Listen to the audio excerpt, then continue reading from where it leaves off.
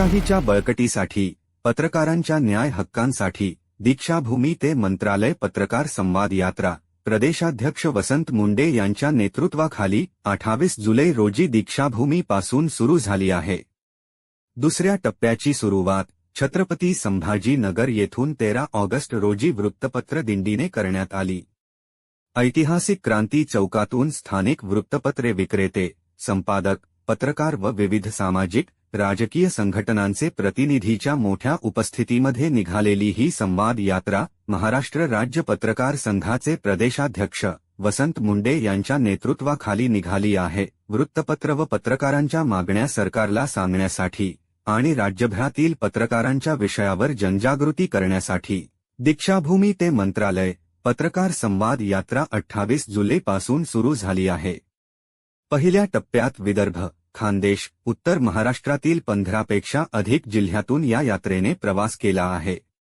दुसऱ्या टप्प्यातील यात्रा 13 ऑगस्ट रोजी छत्रपती संभाजी नगरमधील ऐतिहासिक क्रांती चौकातून निघाली। मराठवाडा, पश्चिम महाराष्ट्र, पुणे, कोकण, ठाणे विभागातून ही यात्रा 20 ऑगस्ट रोजी मुंबईत मंत्रालयावर जाणार आहे। या पत्रकार संवाद यात्रेचे 14 ऑगस्ट रोजी दुपारी 1च्या दरम्यान तुळजापूर येथे आगमन होणार आहे।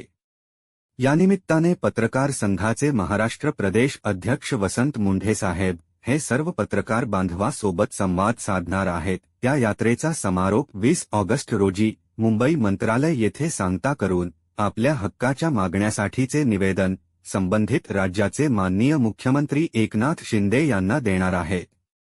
तरी 14 ऑगस्ट रोजी दुपारी ठीक 1 वाजता पत्रकार संवाद यात्रेच्या स्वागतासाठी व प्रदेश अध्यक्ष माननीय वसंत मुंढे साहेब यांच्याशी संवाद साधण्याकरिता तुळजापूर तालुक्यातील शहरी व ग्रामीण भागातील आणि जिल्ह्यातील सर्व पत्रकार बांधवांनी व वृत्तपत्र विक्रेत्यांनी शासकीय विश्रामगृह तुळजापूर येथे मोठ्या संख्येने उपस्थित राहावे असे आवाहन महाराष्ट्र राज्य पत्रकार संघाचे तुळजापूर तालुका अध्यक्ष अरुण नारायण लोखंडे यांनी केले आहे।